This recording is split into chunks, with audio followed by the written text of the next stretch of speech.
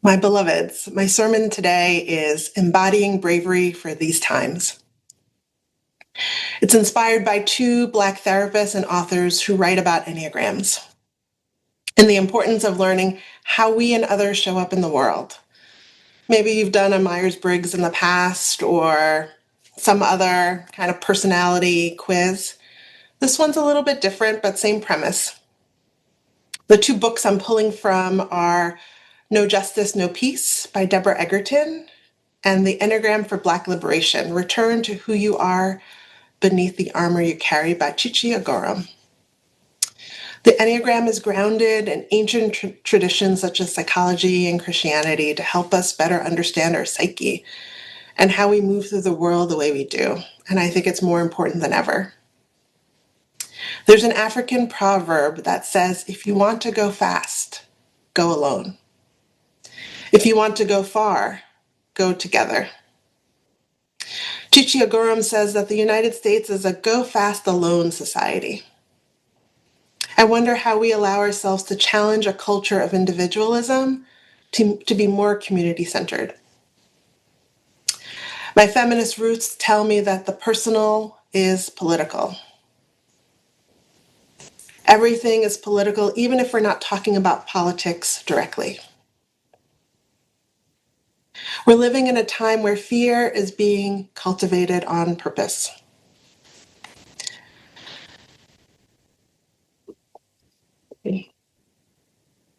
Because authoritarian and fascist systems do not rule primarily by force. They rule by fear made ordinary, where ordinary good people are overwhelmed, exhausted, misinformed, and disengaged. Today, we tell the truth about armor, about fear, about what bravery actually looks like when danger is real. Today, we pause not to judge ourselves, but to tell the truth. Because, as Deborah Egerton reminds us, peace is not the absence of conflict. Peace is the presence of justice. And justice always begins with truth. So what is fear? Fear is not weakness. Fear is not moral failure. Fear is not a lack of faith. Fear is a biological response to threat. It lives in the nervous system. It tightens muscles. It narrows attention. It prepares the body to survive. Under fascism, fear is not accidental, it is strategic. There's fear of punishment, fear of surveillance, fear of being marked or targeted, fear of losing livelihood, safety, belonging. So if you're afraid, hear this clearly, your fear is evidence that you are paying attention. Justice begins with the truth, and the truth is fear makes sense in an unjust world. The reality is that the world has been unjust for the most marginalized in our society since the beginning of colonization. Truth-telling is holy work. I want you to ask yourself, what am I afraid of right now? What does my body already know that my words have not yet named? What truth about my life have I been avoiding because it feels safer not to name it? What has been normalized that is actually harming me? Egerton teaches us that justice requires truth before reconciliation. So today we refuse the lie that says everything's fine. I'm just tired. This is just how it is. Truth is not betrayal. Truth is the doorway to peace. Fear does not disappear when it is denied. Fear loosens when it is acknowledged. The Enneagram for Black Liberation teaches us that armor forms when fear becomes chronic. When danger is not temporary, fear becomes patterned. The Enneagram describes how you develop these tendencies for protection. They may appear as our personalities, but it's really how we learn to be in the world. Some blend of nature and nurture. I invite you to see what resonates with you. Did you develop protection through perfection? Through caregiving? People pleasing? Excellence? Knowledge? That's mine. Withdrawal? Vigilance? Adaptability? Joy-seeking? Strength? Disappearance? Optimism? Beneath all of this armor or form of protection is the same longing to be safe, to be secure, to be seen, to be loved without condition. So we do not shame our armor. We ask gently, what did this help me survive? What has my armor protected me from? And what has it cost me? Maybe rest, your voice, connection, softness. Injustice always extracts a price. Often the price is paid inside the body. Reality is that peace must be felt. That means peace in your shoulders, peace in your breath, peace in your nervous system. If your body is always braced, if your spirit is always vigilant, then justice has not yet reached you. Because peace without embodiment is just rhetoric. So maybe we invite in a holy interruption. The survival story says, I must earn my worth. Maybe that's familiar to some of you. And yet justice interrupts that story and says, worth is not transactional. Another survival story is, I must stay quiet to stay safe. And justice says, silence in the face of harm is not peace. Another survival story says, I must carry this alone. And justice says, isolation is a tool of oppression, not a spiritual virtue. Another survival story says, I must earn belonging. And the holy truth says, you already belong. Survival story says, I must stay on guard. And the holy truth says, you are held. Survival story says, I must disappear to keep the peace. And the holy truth says, your presence matters. Liberation is not about becoming someone new. It's about remembering what was true before you armored up, before you were taught that you needed to have all this protection.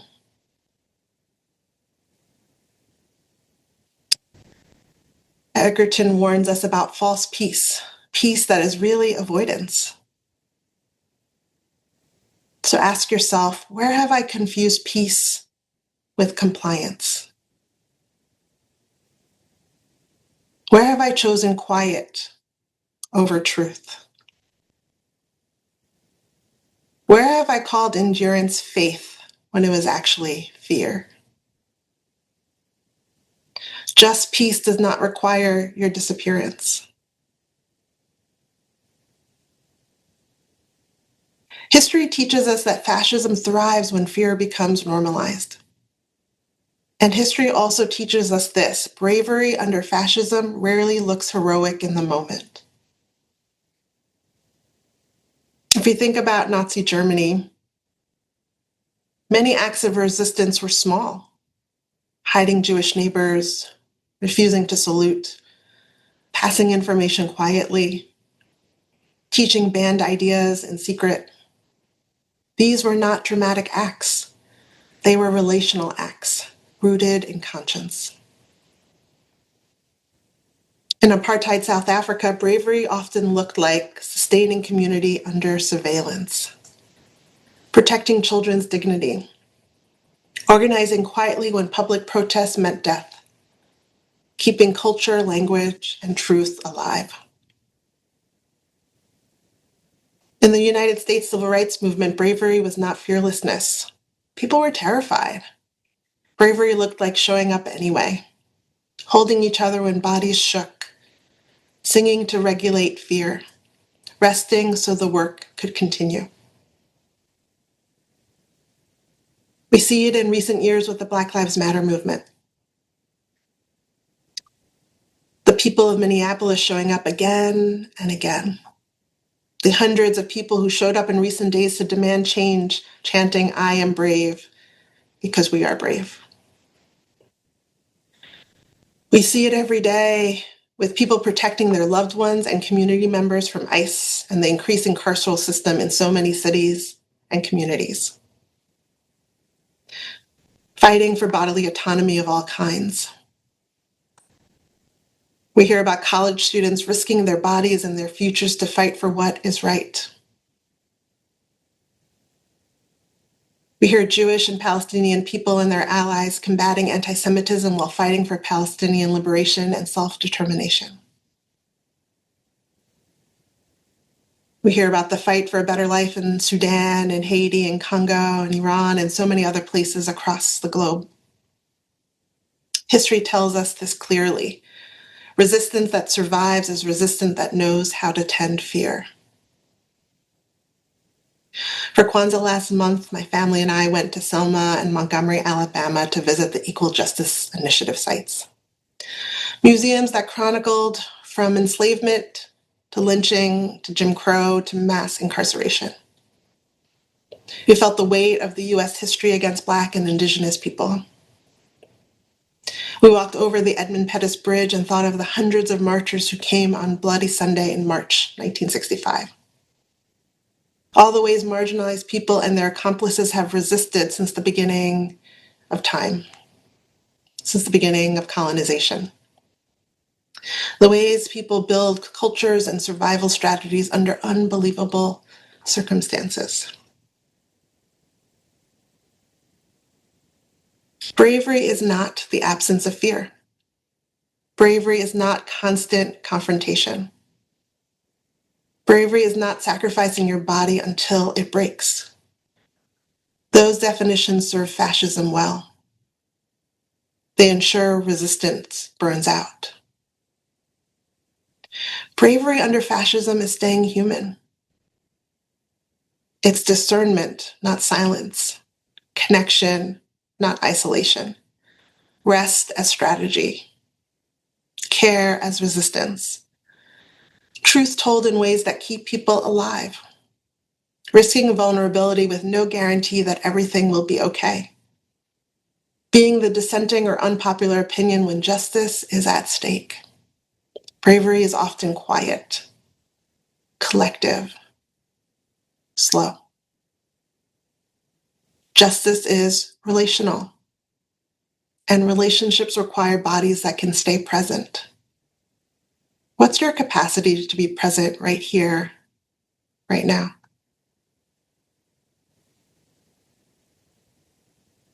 I invite you into just a few moments of an embodied practice.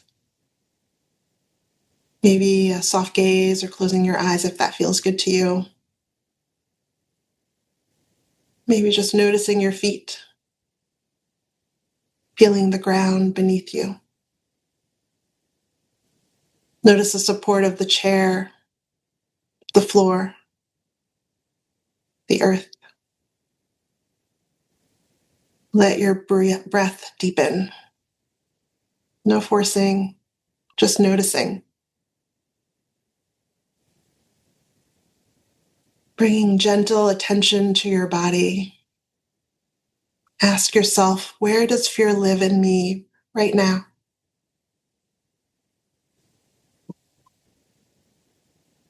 You might notice tightness, heat, pressure, numbness.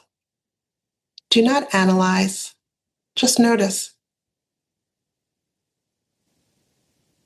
Now bring to mind something or someone that gives you a sense of steadiness, a memory, a place, a face, a spiritual presence. Notice how your body responds.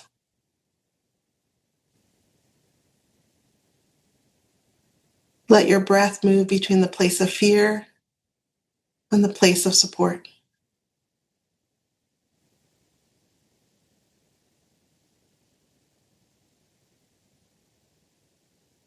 Silently say to yourself, courage does not require the absence of fear. Courage means I can stay present with fear and still choose connection.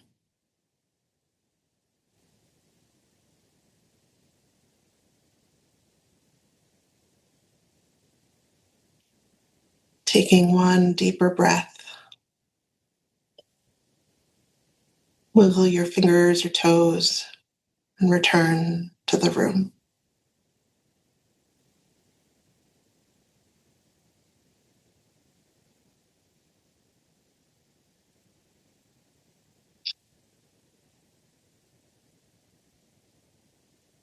Some of these practices allow us to come back to ourselves. Beneath the armor is not chaos. Beneath the armor is your essence. Over the last couple of years, I've been trying to connect to my essential self, the person I am when there isn't a lot of noise around me or in my head, where I can live life according to my values, where I'm not making decisions from a place of fear, shame, or scarcity, trusting that the answers I need are already inside of me, if I can listen in a different way, a more embodied way. I've been reflecting a lot about my own Enneagram styles, the ways I armor myself, the way I use knowledge to help me feel more secure, the ways I can be in my head, the ways I protect my energy so I don't feel depleted or overwhelmed. As someone who turned 50 this month, is hospicing a 25-year marriage, is nearing the end of active parenting phase, and values social justice and collective liberation, I'm beginning to imagine what this next season of my life looks like. When some people hear that I'm getting a divorce, they immediately go to places of fear and scarcity, all the things to be afraid of. I can tell you the exact date at the end of 2022 that my body and gut knew that my marriage was over. It didn't make sense to me as things weren't bad. It took time for my mind and emotions to catch up and years of discernment and trying to make it work in different iterations. Remember last summer going to visit my 75-year-old Haitian father and telling him that I was getting divorced. It wasn't the first time he had heard that I was unhappy in my marriage, but he still was devastated. And so devastated it was hard for him to show up in support. Worried about me and my kids and my spouse. He had all these reasons why I should stay.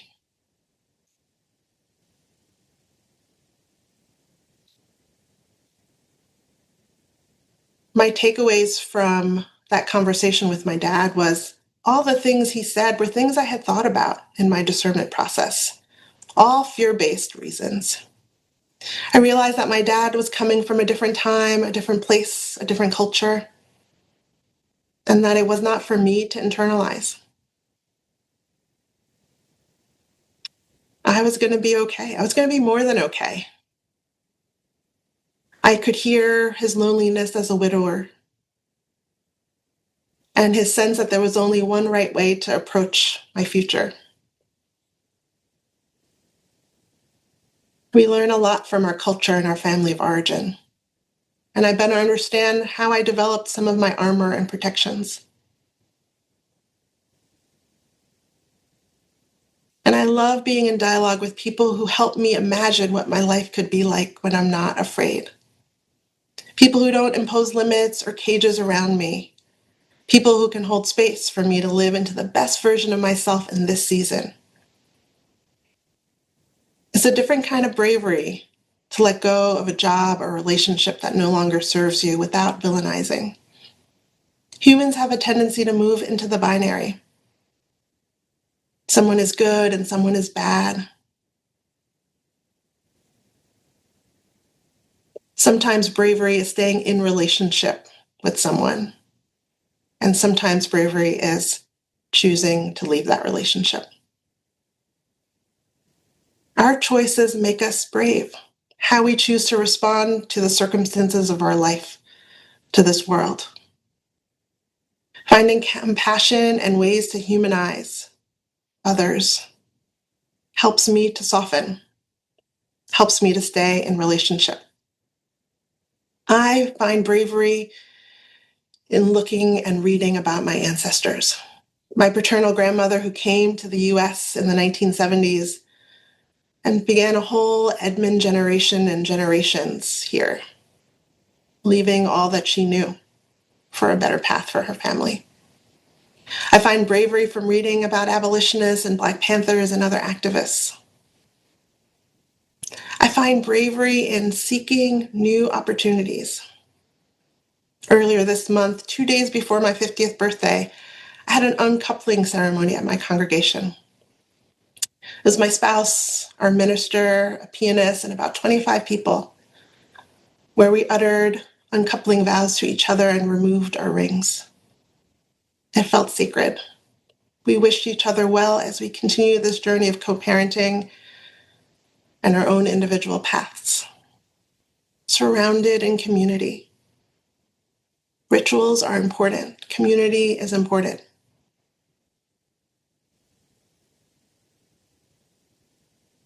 I went into ChatGPT yesterday to see what ChatGPT would wish me and my Enneagram 5 style. And it said, learn to receive care, attention, help, and pleasure without earning it through competence. Value your gifts of seeing propaganda clearly, noticing patterns others dismiss, and thinking independently under pressure. And learn to stay connected enough that your insight can circulate. Wisdom that stays hidden cannot protect anyone, not even you. You're not here to disappear. You're not here only to observe. You're not a guest in your own life. Your presence is not a burden. Your energy is renewable. Your body is not the enemy. And you do not have to understand everything before you're allowed to belong. So I invite you all to think about justice does not ask you to disappear. Peace does not ask you to endure endlessly, and faith does not ask you to override your body. Beneath the armor is courage that is wise, love that is discerning, and power that is relational. And hope is something that we must practice daily.